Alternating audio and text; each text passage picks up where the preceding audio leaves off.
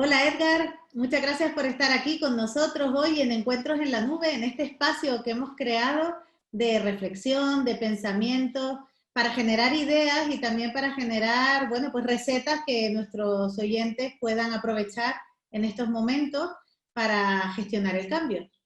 Muchas gracias Edgar por estar aquí con nosotros. Un placer, Amanda. Siempre va a ser un placer estar en este foro. Gracias por tu invitación.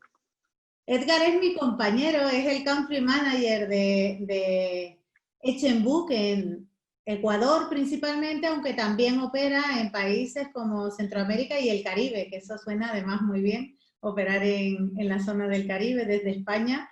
Es un lugar que nos encantaría, yo creo, a todos ir allí de vacaciones, ¿no? Así que Edgar es una persona que conoce muy bien el mundo de la gestión del cambio, porque además él tiene un gran bagaje en el mundo de la dirección de proyectos, tanto en la dirección de proyectos desde el punto de vista de PMI como en todo el entorno Agile de proyectos. Así que hoy con Edgar, que estuvo con nosotros en el Congreso de Gestión del Cambio, queremos aprovechar esta entrevista para hablar de dos pilares principales de la gestión del cambio y dos temas del que él es especialmente experto. Antes de entrar en materia, me gustaría, Edgar, cómo está viviendo Ecuador esta situación de coronavirus en la actualidad y cómo se está viviendo desde el punto de la gestión del cambio. Bueno, mira, Amanda, si la gente de España desea visitar Centroamérica y el Caribe, y sobre todo si va a Sudamérica y Ecuador, son bienvenidos. La gente es muy cálida, tienes unos lugares preciosos. Cuando acabe toda esta tormenta del coronavirus, están cordialmente invitados a la región, ¿sí? Vas a encontrar desde esculturas mayas, pirámides inmensas, vas a encontrar playas con aguas cristalinas, desde playas vírgenes, vas a encontrar cascadas, vas a encontrar un montón de cosas realmente. Bienvenidos. Y la gente es espectacular, o sea, de plano invitados, ¿sí? Y para la gente de Latinoamérica, pues simplemente nos cruzamos y ya estuvo, ¿sí? Ok, mira, coronavirus, Ecuador, coronavirus, Latinoamérica. Yo creo que estamos viviendo lo mismo que están viviendo en España, mi querida Amanda. Un tema de cierto desorden, un tema de caos, pero al mismo tiempo dentro de ese caos tratando de ordenar las cosas. Ahora, desde el punto de vista organización, desde el punto de vista gestión del cambio y desde el punto de vista de gestión del talento humano, realmente las organizaciones, por lo menos en Ecuador y en otros países como Guatemala, como Honduras, Nicaragua, etcétera, que son países igual pequeños que están en la región, no nombro a Costa Rica, Dominicana, porque ellos están digamos que en otro comportamiento, pero por lo menos Ecuador, Guatemala, Honduras, Nicaragua, Salvador, el comportamiento de las organizaciones no ha ido a gestionar el cambio, no ha sido gestionar el cambio de plano, para nada, no ha sido gestionar el cambio. El comportamiento de las organizaciones ha sido de supervivencia. Y en un proceso de supervivencia han dejado el concepto de gestión del cambio, inclusive, yéndonos un poco más allá, el concepto de cultura, y solo se han dedicado a tres cosas básicas, digo yo. Uno, dentro del concepto de supervivencia, ¿cómo cuidan a sus colaboradores claves para que ellos sigan trabajando? Dos, ¿cómo hacen con aquellos colaboradores que descubrieron que no son tan claves y reducirles sus jornadas de trabajo? Y tres, ¿cómo dan resultados con esa combinación? Ahí están concentradas, ¿sí? Y esto es súper interesante porque nos pone en un punto de preguntarnos, ¿realmente la gestión del cambio podría hacer que ellos hagan más con ese tipo de decisiones? Y siempre la respuesta va a ser sí. Me voy a los otros países, a los que dejé de lado. República Dominicana, Costa Rica, por ejemplo. Estos países le están sufriendo menos, por lo tanto, ellos siguen trabajando de alguna forma normal. El comportamiento de la región, de alguna manera, ha sido un comportamiento de irse al teletrabajo y dinamizar la economía de la organización a través del teletrabajo. Ahora el teletrabajo no es una opción, ya no es un beneficio. Hasta hace 4 meses tú encontrabas la carta de beneficios de las organizaciones. Para ser feliz, probablemente tengas un home office. Ahora no, es obligatorio el hacerlo. Quieras o no, te haga o no feliz y es obligatorio. Por lo tanto, el comportamiento humano de estas personas ha cambiado. Y una de las cosas que me sorprendió, justo ayer platicaba con unas personas de la región y decíamos que el trabajo ya no es de 8 horas, ahora es 7 por 24. Como tu oficina es tu casa, ¿sí? La organización, por alguna razón de dimensión desconocida, que no la conocemos, se han tomado las atribuciones de ubicarte a la hora que te necesite. Entonces ha habido esas variaciones y de esas hay un montón que habrá que comentarlas, que por cierto, entiendo, Amanda, desde el Observatorio de Gestión del Cambio tendremos novedades sobre el tema, ¿cierto? Sí, efectivamente. De hecho, allí vamos a colgar todas las PPTs de todas las ponencias y vamos a ir colgando todas estas entrevistas para nuestra comunidad de gestores del cambio profesionales, claro que sí. Vamos a continuar con uno de los grandes desconocidos de gestión del cambio. De hecho, la verdad es que cuando te escuché hablar en varias webinars que tienes por ahí colgadas, que la verdad estaría bien si luego me pasan los links para adjuntarla en Encuentros en la Nube, porque es verdad que es un tema que desde proyectos se conoce, es cierto, sin embargo es como uno de los grandes desconocidos de la gestión del cambio, y es la gestión de los riesgos. La importancia de tener pues ese modelo, ¿no? Es la importancia de poder prever, que quizás en esto también es muy significativo. Probablemente en las empresas podíamos haber tenido un modelo, obviamente no con el detalle del coronavirus, pero sí ante situaciones drásticas como la que estamos viviendo del coronavirus. Ahí ese modelo hubiese sido bastante bueno y nos hubiese ayudado a enfrentar esta situación de una forma más ágil, ¿no? ¿En qué consiste realmente todo este tema de los riesgos? Probablemente nos hubiese ayudado y el nos hubiese ya nos quedó como una lección aprendida, nos hubiese. Sin embargo, si tú regresas a ver hace 2 meses atrás aproximadamente las noticias y buscas el torneo de Wimbledon, el torneo de tenis, en este torneo de tenis, la gente que planificó el torneo tenía dentro de su póliza de seguros contemplado el evento de pandemia. Esto fue una noticia, búscalo en la web, búscalo Wimbledon, pandemia, seguros y lo van a encontrar, chicos. Y esto es algo súper interesante. Y ahí viene la siguiente pregunta. Oye, ¿por qué ellos sí lo estaban pensando y nosotros no? ¿No es cierto? Porque es básico, ¿no es cierto? Y esto es algo típico. La gerencia de riesgos, la dirección de riesgos no viene de los proyectos. Se supone, y te digo con todo corazón, se supone que se debe trabajar formalmente la dirección de riesgos como un área principal dentro del mundo de proyectos. Sin embargo, yo me atrevería a decir, tirándome así, más del 50% de directores de proyectos en el mundo no trabajan en dirección de riesgos como algo formal. Lo tienen allí, pero no lo trabajan como algo formal. Si tú regresas a ver a las organizaciones, como estrategia, es decir, la gerencia estratégica de riesgos a nivel organizacional como paraguas, las organizaciones tampoco lo tienen. Yo me atrevería a decir que igual más de la mitad de la organización no trabaja sobre un modelo de riesgos dentro de su estrategia y mucho menos dentro de su cultura y mucho menos dentro del cambio. Es decir, ahí hay un lag, ahí hay un hueco, ahí hay una deficiencia organizacional. Pero no estoy hablándote del riesgo financiero, no estoy hablándote del riesgo económico, estoy hablándote de todos los riesgos si definimos al riesgo como un evento que todavía no ha sucedido, es decir, que podría suceder. Entonces, bueno, es típico, algunos colegas, algunos clientes me dicen, oye Edgar, pero ¿cómo nosotros podemos ponernos a pensar en algo que no ha sucedido? Por eso, porque si no ha sucedido, te podría suceder. Y la pregunta es que si te sucede, ¿qué tú harías con eso? Ejemplo, coronavirus, ejemplo, pandemia, ejemplo de un aprendizaje positivo, Wimbledon, ejemplo de un aprendizaje negativo, todos los demás, ¿no es cierto? Yo no veo, por ejemplo, que la Bundesliga, la Liga Alemana, yo no veo que la Liga Española, no veo que la Liga Brasileña de fútbol hayan tenido protección de seguros para una pandemia, pero sí el torneo de tenis. ¿Sí lo ves? Entonces hay que ponernos a pensar cómo trabajamos en esto ahora. Lo seguro, todo este tema de tener seguro algo, todo este tema de riesgos, a bajarlo, no hay nada seguro, es un tema de trabajar en la incertidumbre. Pues bueno, estamos trabajando en un ambiente buca, el ambiente buca es incertidumbre total, ¿sí? Y para eso lo que nos dice buca es que debamos tener foco y debamos tener información y agilidad como respuesta total. Pues la gestión de riesgos implica irnos un poco más allá de la realidad, implica ponernos a pensar qué podría pasar. Miren la siguiente pregunta que podríamos nosotros habernos hecho hace 2 meses. ¿Qué pasaría si toda mi organización tiene que ir a home office, tiene que ir a teletrabajar? ¿Qué les parece si hace 3 meses nos preguntábamos eso?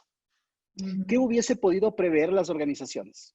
Un presupuesto para tecnología, entrenar a su gente para usar herramientas digitales, es decir, crecer el nivel de digitalización, es decir, hubiésemos hecho un montón de cosas, pero como ya no dejó de ser riesgo y pasó a ser un hecho consumado, ¿sí? En ese hecho ya no tuvimos que hacer planes de prevención o planes de respuesta al riesgo. Lo que tuvimos que terminar haciendo es cómo recojo, si quieres mirarlo, cómo recojo los cadáveres o los muertitos que quedaron en el camino para ver qué hago con ellos. Es decir, no se manejó el riesgo, sino se manejó la contingencia. Por lo tanto, cuando todos nos fuimos a, si quieres mirarlo, a un paro obligado, nos fuimos a teletrabajar en algunos otros casos, lo que estuvimos es activando protocolos de contingencia. No estuvimos activando protocolos de planes de respuesta al riesgo para nada. Es decir, no estuvimos preparados. Entonces, el riesgo, si quiere mirarlo, es un evento que no ha sucedido, pero como no ha sucedido, nos permite a nosotros tratar de moldear y ponernos una visión al futuro. Hablemos de cuando ocurre un cambio desde el ambiente laboral, debemos ponernos a pensar cuáles van a ser esos impactos que vamos a tener en el ambiente financiero, en el ambiente operativo, en el ambiente de producción. Muchos toman muy en serio esto de clima organizacional, que también cuál va a ser mi clima organizacional, cuál va a ser mi felicidad organizacional, cómo va a impactar en mis procesos operativos. El ponernos a pensar en el futuro significa ponernos a pensar en riesgos. Y desde el punto de vista del cambio, la gestión de impactos organizacionales, que es algo muy formal en el HSMBOK, deberíamos decantarlo en qué? En algo muy explícito que se llama riesgos. Y cuando hacemos también la parte de cultura, que también el HSMBOK nos dice que debemos hacerlo y muchos esquemas de proyectos que nos dicen que debemos trabajar también con ciertos temas de cultura, la cultura también decanta en qué? Decanta en posibles riesgos, porque tenemos que ponernos a pensar en ese futuro que no ha ocurrido. Nos encanta pensar en el futuro, pero nos encanta pensar en el futuro en la playa, nos encanta pensar en el futuro en esto, no en el futuro de los riesgos. Y es una diferencia notable. Pues además me quedo con la última frase y ahí es cuando te voy a preguntar tu otro tema, que además creo que has creado una metodología OCMBOK, creo que es, ¿no? Orientada a cultura, porque qué importante es en todo esto el tema de la cultura en las organizaciones. Y ahora, en este momento, ¿realmente es importante que afrontemos temas culturales o no es el momento? La cultura organizacional existe siempre. Y aquí voy a tomar un poco lo que el maestro del management moderno terminaba diciendo, y es una de las frases de cultura más famosas de Peter Drucker, que decía, mira, la cultura se come a la estrategia en el desayuno. Y normalmente la parte que no la publican es y todos los días. O sea, todos los días desayuna, la cultura se desayuna la estrategia, al final de cuentas, eso es lo que nos dice Drucker, ¿no? Y es cierto, la verdad es cierto, sí, es completamente cierto. Mira, si tú quieres una estrategia de innovación, por ejemplo, tienes una estrategia de innovación, ¿qué significa innovación? Significa que tengas gente creativa. Y el hecho de que haya gente creativa significa que dentro de tu organización se permitan los errores, que tengas un presupuesto para la experimentación, que tengas lugares alegres para que la gente pueda pensar, que tengas un montón de cosas. ¿Y eso qué significa? Regresar a tu organización y transformarla. Pero transformarla ¿en dónde? Le vamos a pintar de colores pasteles alegres para que todo sea el tema. Les voy a comprar una mesa de ping-pong, les compro un Wii para jugar y luego me pregunto y digo, ¿y ya tengo todo eso? ¿La gente es creativa? No. Oye, entonces enviémosle a un curso de creatividad de 8 horas, ¿no? O sea, contratemos a Edgar, Amanda, para que nos den unos talleres de creatividad e innovación y aprendan con nosotros design thinking. Bueno, ya les enviamos a los cursos, ya sean creativos. Pero resulta que tienes un esquema de liderazgo en donde no se permite el error, en donde se castiga todo, en donde los valores organizacionales están en otra cosa. Has ido cambiando cosas, a esas cosas que has ido cambiando se llaman artefactos, y así lo ve el mundo de Edgar Schein, que es el padre de la cultura organizacional. Mira, Edgar Schein lo escribió ya en la década de los 90, y dijo, oye, la cultura tiene 3 elementos grandes: artefactos, valores y supuestos. Le pones un Wii, una mesa de billar, le cambias los colores de las oficinas, estás trabajando en artefactos. Luego dices, no, por obligación, reglamento de innovación, y les creas un reglamento de innovación y todo el tema. Es más, por obligación les das el manual de design thinking o le das el manual de innova ni sé cuánto. ¿Para qué? Estás creando valores, estás creando cosas escritas, pero en los supuestos, en la forma en cómo lideras, en cómo trabajas, en cómo la gente se desenvuelve, los monitoreas, los controlas, en cómo trabajas el error, nunca has trabajado, no lo estás haciendo y quieres que tu gente sea creativa.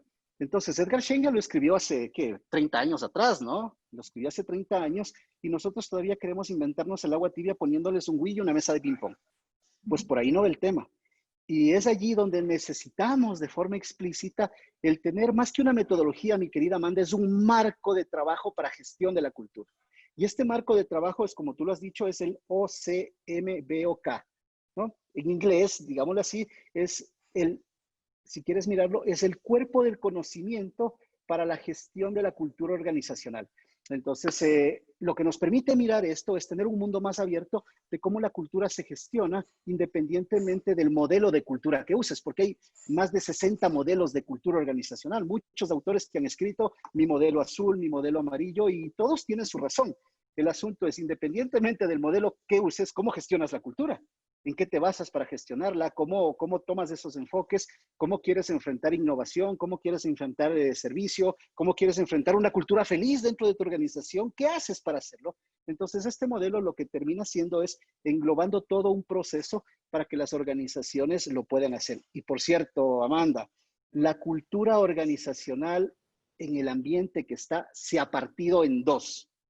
Uno, la cultura organizacional que los líderes que están direccionando la información actualmente quieren o hubiesen querido.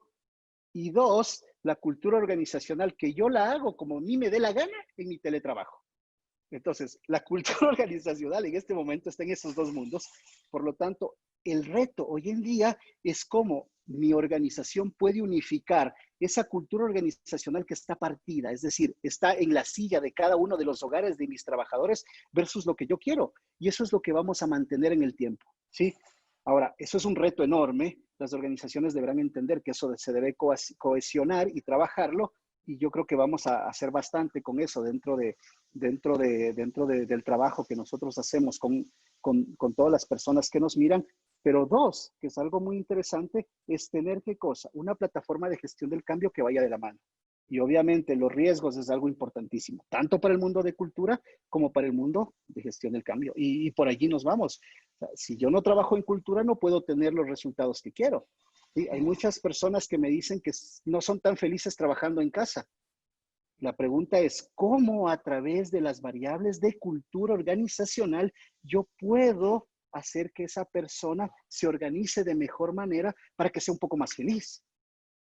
Sí, entonces ahí habrá que mirarlo y las estrategias que se pongan para trabajar en esto pueden ser muy diversas, mi querida Amanda. O sea que absolutamente ahora es el momento, porque de repente vamos a ir hacia esas nuevas formas de trabajar.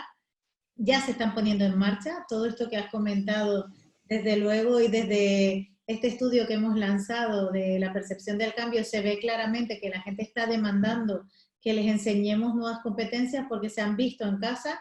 Es verdad que le hemos dado muchos artefactos, como bien has dicho tú, es decir, ordenadores, pantallas, para que se puedan ir a sus casas, pero luego no toda la parte de liderazgo en remoto, toda la parte de cómo me organizo mi tiempo ahora en casa, con la dificultad añadida de que el confinamiento no es un teletrabajo tal y como nosotros lo entendemos, o sea, el confinamiento es No una es muy agradable. nada, o sea, estás con tu, a lo mejor estás en 40, 50, 60 metros cuadrados, no sé cómo serán las casas en Ecuador, pero en España y sobre todo en la zona de Madrid, pues las casas del centro no son de muchos metros cuadrados, donde vive una familia y donde a lo mejor están todos trabajando. El otro día me comentaba un cliente, me decía que a veces parecían la vela del BBVA porque estaban toda la familia conectada, que parecía que, porque eran 5 en la familia, pues 5 personas conectadas, me hizo mucha gracia. O sea, que es verdad que no es una situación habitual. En teletrabajo normalmente estás tú solo, como mucho con tu pareja, si es que está teletrabajando también. Aún así, nos hacen falta herramientas y saber cómo teletrabajar, ¿no? Por supuesto, y el teletrabajo obliga a que seas mucho más disciplinado de lo que realmente podría ser, ¿sí? Mira, yo tengo dos chicos, ¿sí? Y tengo un pequeño estudio. En el estudio está un chico en su parte de escritorio, el otro chico en su parte de escritorio, mi esposa también teletrabajando en su parte de escritorio y yo estamos los cuatro ahí, en una islita, ¿no? Entonces, un chico en su clase, el otro chico en su clase, yo hablando contigo en entrevista, bueno, ya no estoy allí, mi esposa trabajando con sus clientes en teletrabajo. Imagínate toda esa bulla todo el tiempo. Y aparte de eso, los chicos terminan clase y te dicen, oye, papá, tengo que hacer la tarea y la voy a hacer de una vez, así es que explícame esto. Y tú estás en la entrevista con Amanda. O sea, ¿cómo lo logras? Entonces, existen esos espacios que ya no son tuyos, ya no son propios tuyos que los tenías, ya son espacios que comparten con tu familia. Pero al mismo tiempo, mientras estás explicando a tu chiquitín, te llama un cliente, o te llama tu jefe, o te llama un par que está en el otro lado y dice, yo no puedo resolver esto.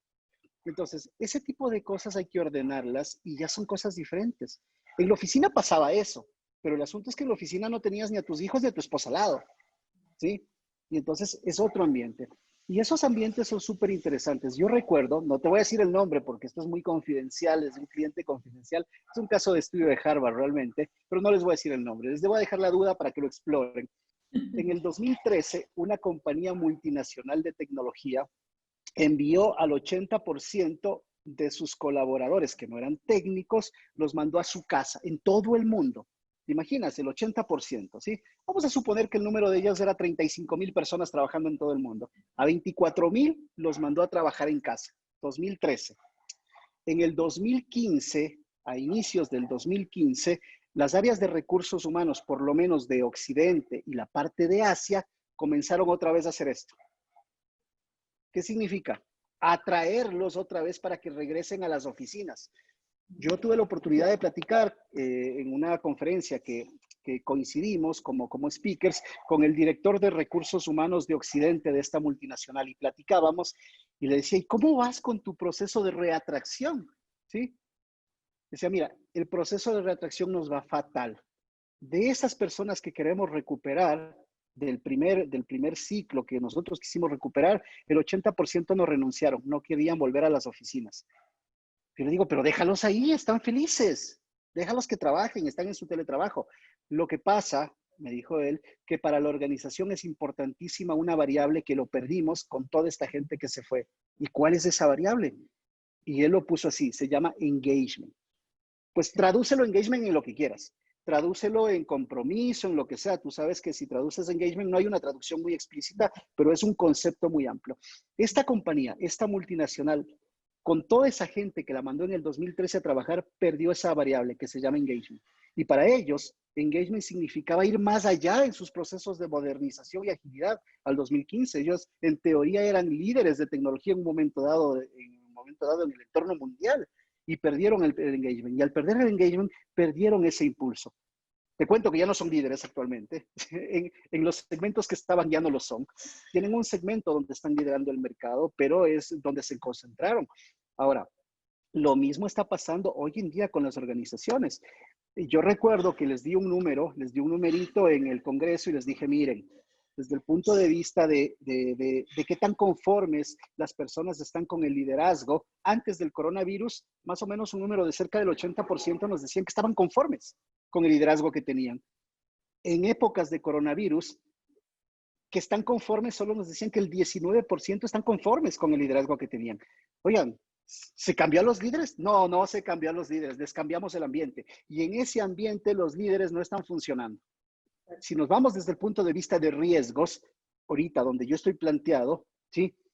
La pregunta desde el punto de vista de riesgos es, ¿qué pasa si se mantienen estos ambientes de teletrabajo y los esquemas de liderazgo siguen siendo iguales?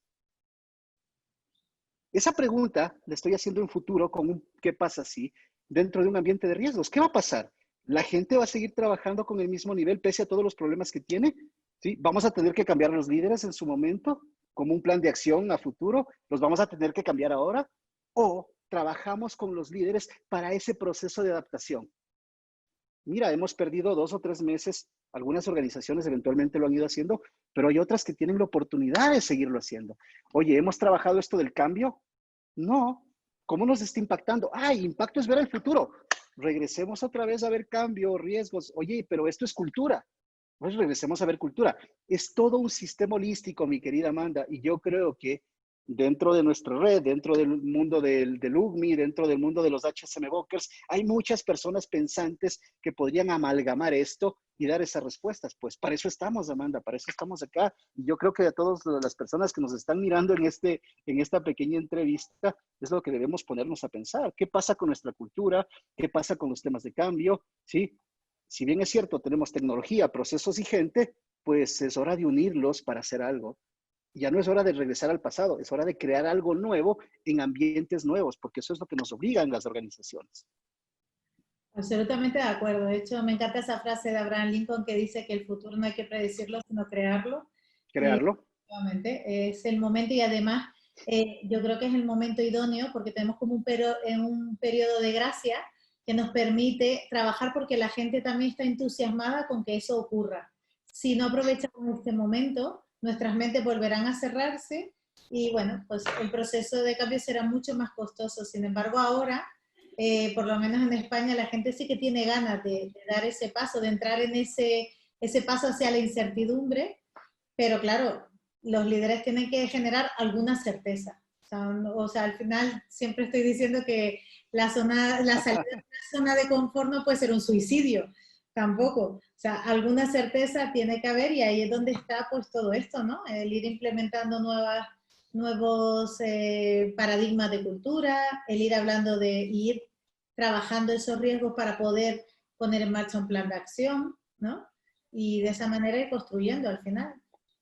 Y sobre todo, mira, la incertidumbre y la incertidumbre a largo plazo, que es lo que nos Buca nos mata con eso, con incertidumbre a largo plazo, nos sugiere, dentro del ambiente de Buca nos sugiere, y yo particularmente sugiero a todos mis clientes que si bien es cierto tenemos una predicción estratégica, esa predicción estratégica que antes largo plazo la llamábamos 10 años, ahora es un año de largo plazo, realmente la hagamos mucho más corta y hagamos esas planeaciones tácticas muy cortitas para que a mundo de un mundo ágil, si quieres llamarlo un sprint o quieres llamarlo una iteración, que sería el camino más adecuado, en esas iteraciones tengamos quick wins, es decir, tengamos pequeñas ganancias rápidas que podamos monitorearla. Esas ganancias rápidas de la estrategia, ya sea conquistar mercados, vender, producir, etcétera, esas ganancias rápidas lo que hacen es retroalimentar a las organizaciones y decirte que sí puedes hacerlo, pero ya tienes que verlo. Para hacer eso, tienes que verlo en la organización como un sistema holístico. Y ese sistema holístico está encerrado en un foco de cultura, ¿sí? Y dentro de ese foco de cultura tienes toda la estrategia en donde tienes los procesos, la tecnología y la gente. Por lo tanto, hay que trabajar esos mundos y dentro de todo eso siempre vas a estar con los riesgos y siempre vas a necesitar de la gestión del cambio, ¿cierto? Entonces es súper interesante. Irte de la estrategia a los quick wins. No te digo que borres la estrategia debe seguir. Hay un foco, hay un camino a donde llegar, ¿no es cierto? Si quieres llegar a Roma, hay 1000 caminos, ¿no es cierto? ¿No es cierto? ¿Sí? Así como nuestro difunto Aute, ¿no? Hay muchos caminos que llevan a Roma, ¿sí? Pero si uno se te cierra, hay otro. Pero en esos procesos debes ir demostrando quick wins, debes ir demostrando que vas haciendo las cosas y debes organizar todo un ciclo cultural para que la gente lo sepa. Debes tener ceremonias, debes tener temas de impacto, debes tener celebraciones. Eso te permite hacer que tu cultura se vaya permeando contra el fracaso y vaya cada día siendo un poco más exitosa, pero no todo al tiempo, por partecillas pequeñas. Si quieres comerte una vaca, no te la comes completa, te la comes por partes. Exacto. Pues la verdad es que sí, o sea, yo creo ya para cerrar la entrevista, porque todo es muy interesante, creo que nos podríamos tirar aquí muchas horas de entrevista. Dinos así como 2 tips de cierre que para ti son fundamentales como gestor del cambio profesional, 2 tips que le daríamos a los líderes y sobre todo a los patrocinadores, que yo creo que ahora sí es un momento clave de patrocinio, para que apuesten por la gestión del cambio como estrategia que les va a ayudar a que sus empresas en esta situación pues sean capaces de afrontarla y además de terminar con éxito. No solamente afrontarla desde la supervivencia, sino también desde la posibilidad de tener éxito e incluso salir reforzado, ¿por qué no? Por supuesto que sí. Y yo me voy a centrar, creo, en 3 tips que han sido parte del tema que hemos expuesto acá. El primero, sí, el primero, patrocinadores, ¿sí? Y todas aquellas personas que estén haciendo que las cosas pasen a través de un cambio. Tengan la estrategia clara, pero al mismo tiempo estén dispuestos a cambiar el camino. Y para lograrlo hacer en un mundo tan convulsionado, tengan la gestión de riesgos como un pilar de eso. Uno, el pilar estratégico dentro de su estrategia. Estrategia a mediano largo y también para los quick wins que habíamos hablado. La primera recomendación. 2, patrocinadores de cambio. Si estamos hablando de cambio, asegúrense de antes de cambiar algo, regresar a ver a su cultura. Porque la cultura organizacional, pese a que, como les acabé de mencionar, en este momento está dividida, está destrozada en un montón de pedacitos, pero realmente son dos pedacitos grandes, ¿sí? Sigue existiendo en su organización. Por lo tanto, es la oportunidad de construir un ambiente cultural mucho más adecuado al futuro. La estrategia les lleva a la cultura y la cultura les permite que la estrategia funcione. No pueden vivir los unos sin los otros. No nos podemos olvidar de eso. Y el tercero, creo que es muy importante, si vas a hacer todo esto de la estrategia, si vas a hacer todo esto de la cultura, si vas a cambiar esto, no te olvides de la gestión del cambio. La gestión del cambio es lo que te permite humanizar realmente el cambio. Y al humanizarlo, vamos a pensar más allá que solamente en los procesos y la tecnología. Entonces, yo creo que son las tres cosas como resumen ejecutivo de lo que hemos hablado, mi querida Amanda. Pues la verdad es que sí, perfecto. Muchísimas gracias. Y bueno, pues seguimos en contacto. Les seguiremos diciendo a nuestros oyentes que vamos a seguir con nuestras webinars, que además pueden ir a nuestro centro de UMI, donde pueden encontrarlas allí colgadas y donde pueden encontrar información acerca de cómo gestionar el cambio. Y a través de las redes sociales de LinkedIn pondremos actitud y talento para que también puedan encontrarte, Edgar. Y nada más, darte las gracias por este tiempo que nos has dedicado y por ser generoso con tu conocimiento una vez más. Hey, vale, al final de cuentas estamos todos para aprender y yo estoy aprendiendo de todo este proceso, al igual que todos, pero ese proceso de construcción colaborativa va a hacer que nosotros nos acerque mucho más. Sí. Amanda, el construir sociedad, el construir colaboración depende de cada uno de nosotros. Un abrazo para todos. Muchas gracias.